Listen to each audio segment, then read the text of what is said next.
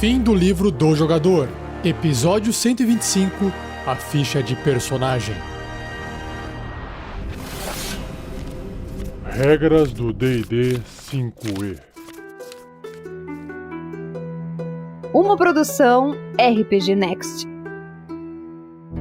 Seja bem-vindo, seja bem-vinda a mais um Regras do D&D 5e. Eu sou Rafael47 e nesse episódio irei finalizar o livro do jogador, explicando todos os campos que tem dentro da ficha de personagem. Esse não é o último episódio do Regras do D&D 5e, mas ele encerra o livro do jogador. Então, me acompanhe.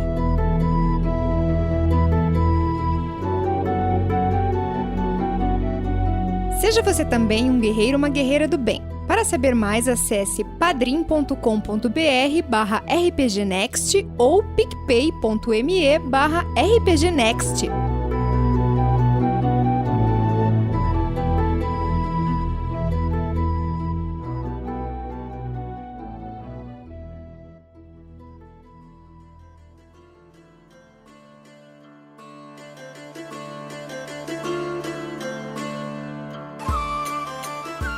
Depois que todo o texto do livro do jogador acabou, o livro traz uma cópia da ficha de personagem para você poder montar o seu personagem e jogar as aventuras, as partidas de D&D, quinta edição. Então eu vou tentar fazer isso de uma forma bem didática, explicando rapidamente o que cada campo aqui na ficha permite você preencher, colocar de informação do seu personagem. Toda a informação que eu vou citar aqui já foi discutida em todos os episódios do livro do jogador. Então, começando no canto superior esquerdo e descendo a ficha aos poucos, a primeira informação que você vai colocar ali em cima é o nome do seu personagem. Ainda no topo, só que à direita, do lado do nome do personagem, você vai anotar a classe dele e o nível. Lembrando, a classe é guerreiro, mago, ladino e o nível que vai de 1 a 20. Embaixo, a raça, humano, elfo, meio orc. E aí, mais pro lado tem o antecedente, que é o seu passado, o seu background, a tendência embaixo do antecedente, leal e bom, caótico e neutro, enfim, e depois o nome do jogador e quanto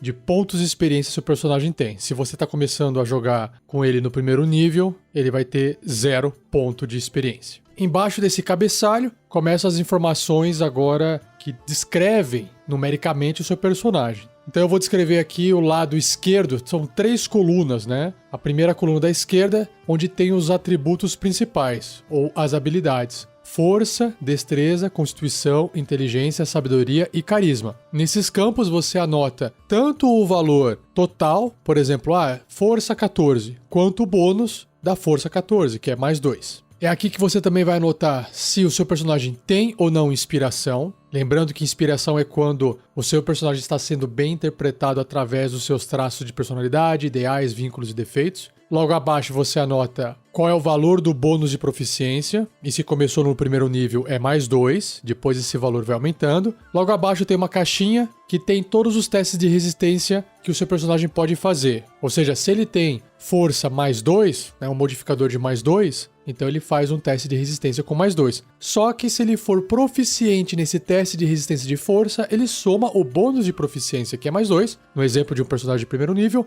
Então, o teste de resistência de força, desse exemplo, ao invés de ser mais 2, passa a ser mais 4. E aí você anota todos os valores de teste de resistência em todas as 6 caixinhas: força, destreza, constituição, inteligência, sabedoria e carisma. E para fechar essa primeira coluna, tem as perícias, ou como eu gosto de falar também, habilidades, que vai desde acrobacia até sobrevivência em ordem alfabética. E da mesma forma que você teve que anotar os valores dos testes de resistência, que você anota os valores dos testes de perícia. Então, por exemplo, a acrobacia, ela vai à destreza. Então, se o seu personagem tem uma destreza de 12, ele tem mais 1 de modificador. Então, ele faz um teste de acrobacia com mais 1. Agora, se ele for proficiente, você marca ali que ele é proficiente, tem uma bolinha para você pintar, assim como nos testes de resistência. Também tem uma bolinha para você poder anotar, pintar a bolinha, para poder indicar se é ou não proficiente. Então, se for proficiente em acrobacia, soma o bônus de proficiência. Se o bônus for 2, então mais 1 de destreza com mais 2, o teste passa a ser mais 3. E embaixo das perícias, para finalizar, você pode marcar ali qual é a sabedoria, percepção passiva do personagem. Lembrando que a percepção passiva é 10 mais um modificador da percepção.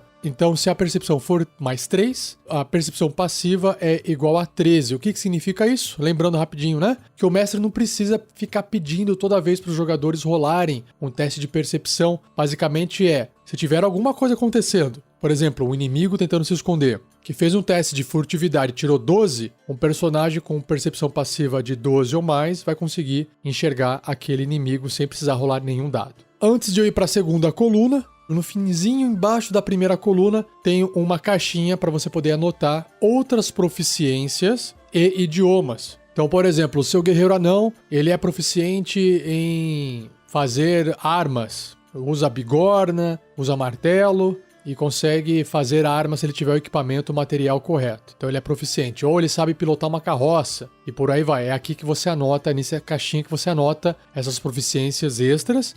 E idiomas. Sabe falar comum, sabe falar goblin, sabe falar gigante e por aí vai. Agora na coluna do meio, de cima para baixo, lá em cima você anota a classe de armadura do seu personagem. Lembrando que a classe de armadura é sempre 10, mais o modificador de destreza, mais o bônus de armadura se ele tiver 1, ou mais alguma outra coisa dependendo da classe que permite você adicionar, às vezes que nem o monge mais o modificador de sabedoria. Lembrando que uma armadura muito pesada, ela limita a sua movimentação e aí o bônus de destreza não se aplica. Então a classe de armadura vai variar de 11 até 16, 17 no primeiro nível. Do lado você pode marcar a iniciativa, por exemplo, o bônus de destreza, o modificador de destreza é a iniciativa se o personagem não tiver nenhum talento que aumente esse valor. Então basicamente eu tenho destreza 8, então a iniciativa fica negativa, é menos 1.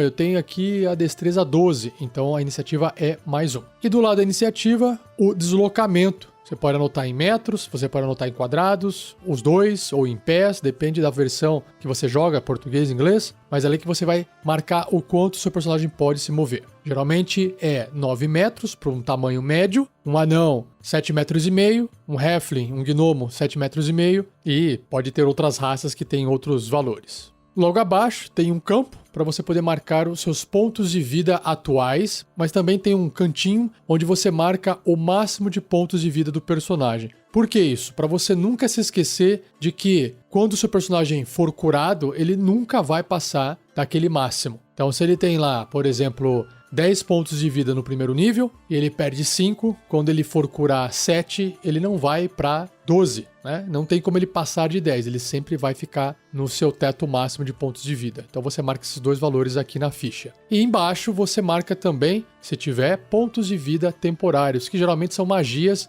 ou até alguns talentos que concedem pontos de vida temporários. E para fechar essa parte de vida, você marca também qual é o dado de vida do seu personagem. Então, por exemplo, um guerreiro tem um dado de 10 faces. E quantos dados de vida ele tem? No nível 1, ele tem um dado. No nível 2, ele tem 2. E assim sucessivamente. Para que serve isso? Para você se lembrar qual é o dado que você tem que rolar quando você for fazer um descanso curto para poder recuperar seus pontos de vida. E do ladinho desse campo de dados de vida tem o campo de resistência à morte. Quando você faz um teste contra a morte, um teste de resistência contra a morte, você tem que marcar se você falhou ou se você teve um sucesso. Lembrando que com 3 sucessos o personagem estabiliza e com 3 fracassos o personagem morre de vez. Como é que obtém sucesso? Tirando 10 ou mais um D20 e como obtém fracasso? Tirando menos do que 10. Agora, se tirar 1 no teste de resistência contra a morte, você acumula 2 fracassos. Mas se você tirar um 20, você ganha 1 ponto de vida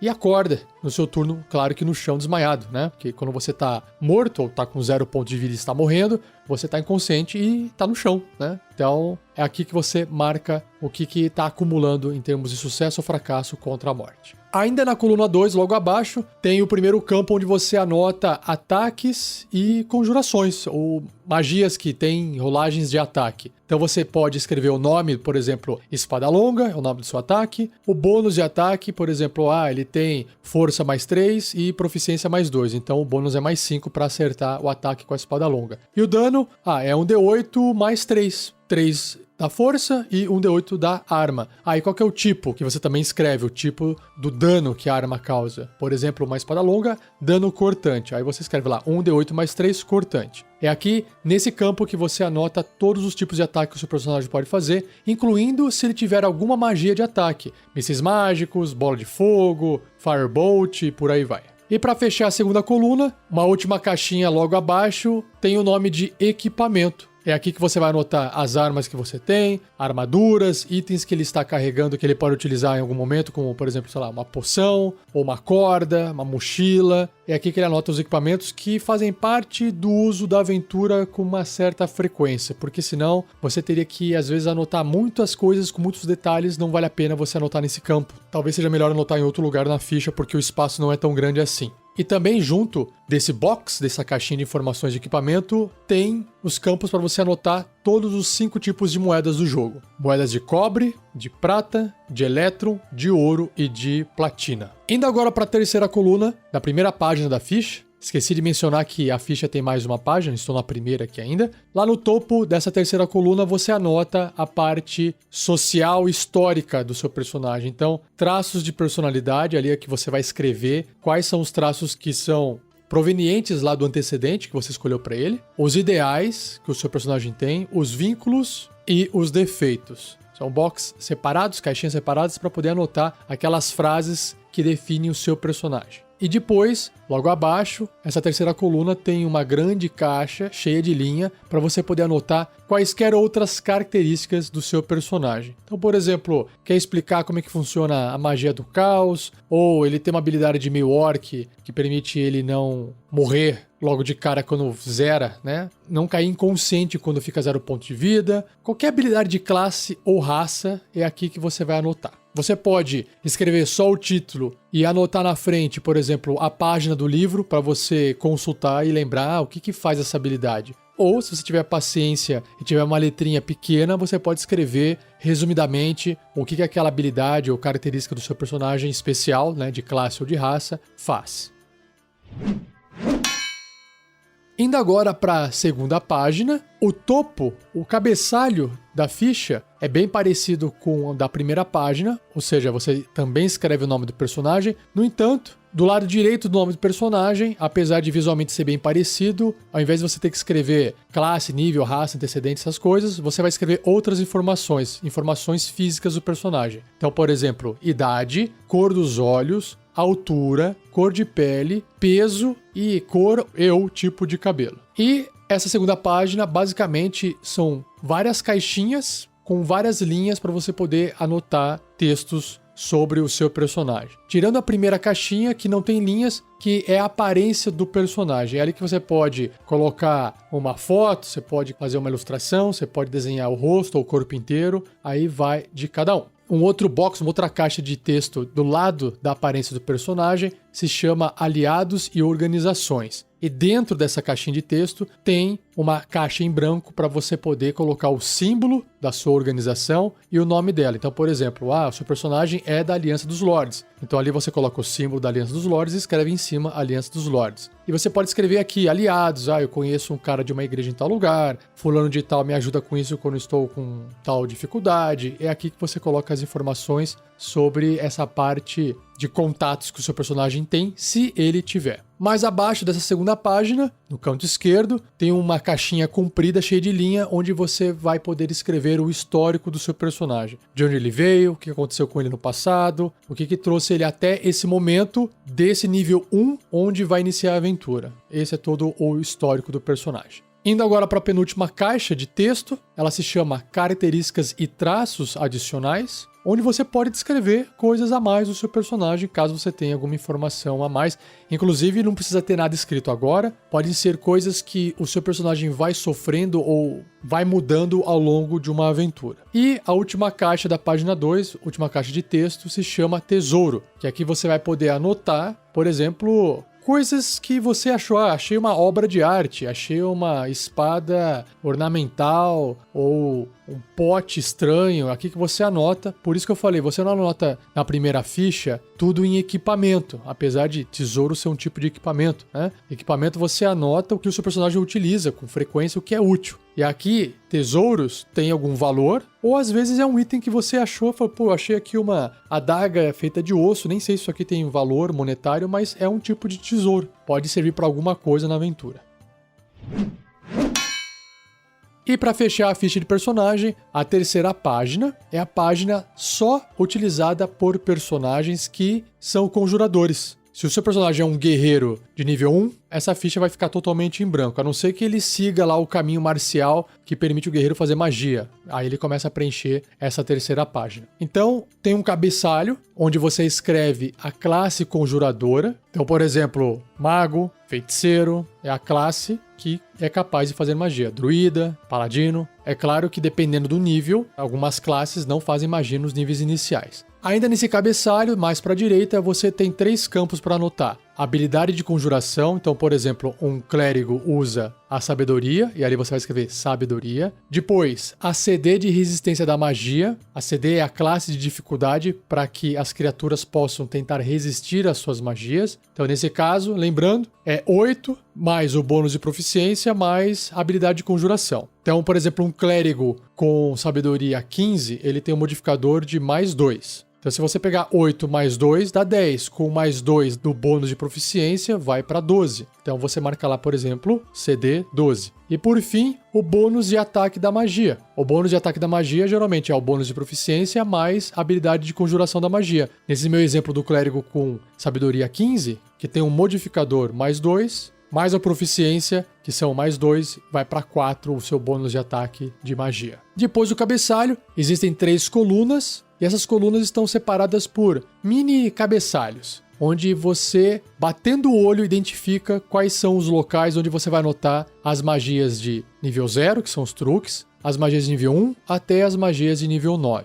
Basicamente, são linhas para você poder escrever o nome da magia. Minha sugestão é que você escreva o nome da magia e depois a página em parênteses para que você possa consultar a magia no livro do jogador. Agora, além de você anotar o nome da magia, também sugiro que você anote, por exemplo, qual é a ação necessária para poder conjurar essa magia. Então, precisa de uma ação, precisa de 10 minutos, uma ação bônus, a distância em que essa magia atua e quais são os componentes necessários para a realização dela. Então, verbal, somático e material. Por que eu acho que é importante você marcar isso nessa parte da ficha? Mais até importante do que a descrição, porque a descrição pode ser longa demais. Porque quando você estiver jogando, você vai bater o olho, às vezes você quer fazer uma magia corpo a corpo e você já sabe qual que é a distância daquela magia. Ou você quer fazer uma magia em área, então você já sabe olhando ali se aquela magia ela envolve apenas um alvo ou se pega várias criaturas em área. Ou se de repente o seu personagem está sem o símbolo sagrado ou o foco arcano dele, e aí você quer fazer uma magia que necessita de um componente material. E aí você não tem esse componente material e nem tem o foco arcano ou o símbolo sagrado, né?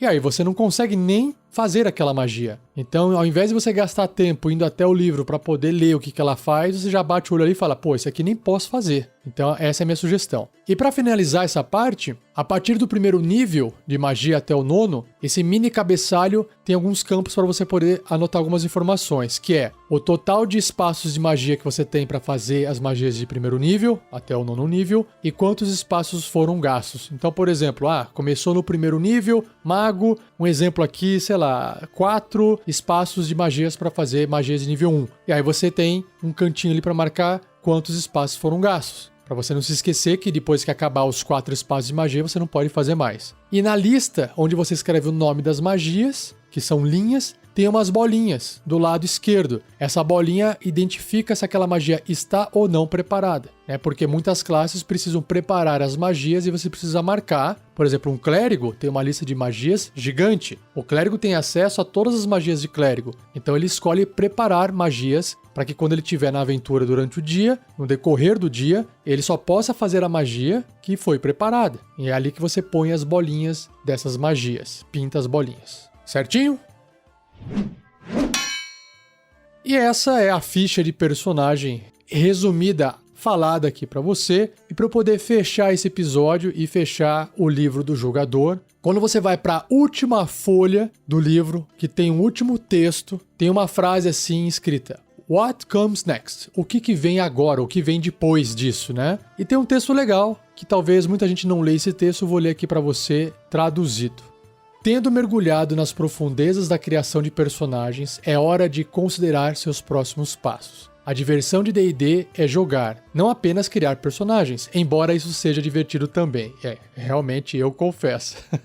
O Starter Set, ou o kit de iniciante, é um ótimo próximo passo se você quiser se tornar um mestre dos calabouços, que seria a tradução para Dungeon Master, ou mestre, e apresentar seus amigos ao jogo. Se você não conhece nenhum mestre, tente assumir esse papel você mesmo. Esse Starter Set, o kit introdutório, é o melhor lugar para começar sua jornada. As regras básicas de D&D incluem algumas das informações fornecidas nesse livro, além do material necessário para criar sua própria campanha. Depois de absorver esse kit iniciante, confira as regras básicas de D&D disponíveis para download gratuito em dungeonsanddragons.com. Então, só para deixar claro aqui, esse Starter Set, esse kit introdutório, ele é o kit introdutório que eu comprei e joguei com a galera A Mina Perdida de Phandelver. Ele vem com a aventura A Mina Perdida de Phandelver lá dentro. Ele vem com regras do D&D quinta edição um pouco resumidas. Você não tem acesso a todas as raças, todas as classes e nem todas as regras de combate igual tem nesse livro aqui. Mas é um começo porque vem uma aventura já pré-pronta. Você abre, lê e já consegue sair jogando com a galera. Inclusive vem até suporte para mapa para você lá. Fichas prontas de personagem e alguns tokens. Muito legal. Continuando o texto aqui, ó. O Manual dos Monstros descreve os monstros mais importantes do universo de Dungeons & Dragons. O manual é destinado aos mestres, mas também é uma referência útil para os jogadores. E o Dungeon Master's Guide, ou Guia do Mestre, é o tomo definitivo da tradição DM. Inclui itens mágicos, regras opcionais e diretrizes para criar tudo de uma simples masmorra a um cosmos inteiro para sua campanha. Então, esses dois livros, o Manual do Monstro e o Guia do Mestre, ou Livro do Monstro ou Livro do Mestre, como ficou na tradução da Galápagos, são outros dois livros que eu também vou trazer aqui no Regras do D&D 5e. E fica a surpresa para você que está ouvindo qual que é o próximo episódio, porque o próximo episódio será dentro de um desses dois livros. Aí, o texto apresenta algumas alternativas para que você possa encontrar mesas para jogar RPG, mas a informação aqui eu não vou ler porque ela não tem acesso dentro do Brasil. É para quem mora fora, né? Para quem mora nos Estados Unidos, por exemplo, onde o jogo foi criado. E aí, a última frase do texto é: nem sempre é possível reunir um grupo de jogo regular. Nessas situações, os jogos de tabuleiro Dungeons & Dragons apresentam uma experiência de jogo casual ideal. Você também encontrará uma variedade de jogos digitais que oferece uma experiência de D&D em Mac, PC, tablets e dispositivos móveis. Ou seja, o D&D hoje está distribuído em outros tipos de mídia. Geralmente a galera que joga de forma presencial, quando falta talvez muitos jogadores, sei lá, 2 já atrapalha bastante numa mesa, né? O pessoal, para não deixar de jogar alguma coisa ou fazer o seu RPG, saca ali um jogo de tabuleiro do Dungeons & Dragons, se você tiver um, que tenta simular um pouquinho o RPG, mas é ainda um jogo de tabuleiro, um jogo de estratégia. Você não tem que interpretar ninguém, você até pode, mas o jogo não permite que a história seja alterada e influenciada pelo roleplay, pela exploração da narrativa. Porque é um jogo de tabuleiro onde apenas a exploração das áreas gera um monstro, você tem que matar os monstros para poder chegar no final e vencer a masmorra do jogo. Então assim, são alternativas para quem de repente estava jogando RPG e não conseguiu jogar RPG no final de semana com a galera. É isso que a galera geralmente faz. É uma pena, né? Porque o gostoso é jogar o RPG. E se você tem dificuldade em manter uma mesa regular presencial, assim como eu tenho e tive, né? Experimente jogar à distância. Use a tecnologia via VoIP, onde você usa a internet para poder conversar com as pessoas no conforto da sua casa. Use as mesas virtuais como o Roll20, por exemplo, para que você possa criar ali o tabuleiro e os tokens para você poder jogar o RPG, e é isso aí, né? Você não gasta tempo e energia se deslocando, indo até a casa de alguém, apesar de que se reunir é gostoso, mas é muito mais fácil você manter a sua mesa de jogo regularmente de forma digital do que presencial. E essa é a dica para fechar o livro do jogador.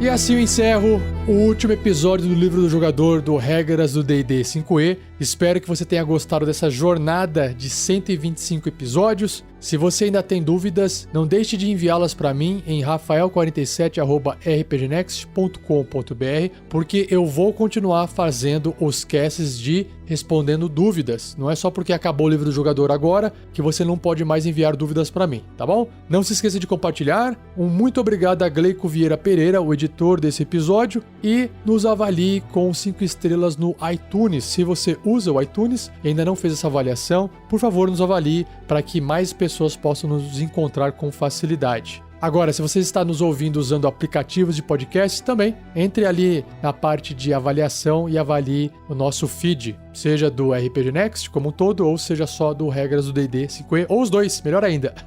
Tá bom? E não perca o próximo episódio, onde eu irei dar continuidade em um dos livros do Dungeons & Dragons 5ª edição. Beleza? Um abraço e até o próximo episódio.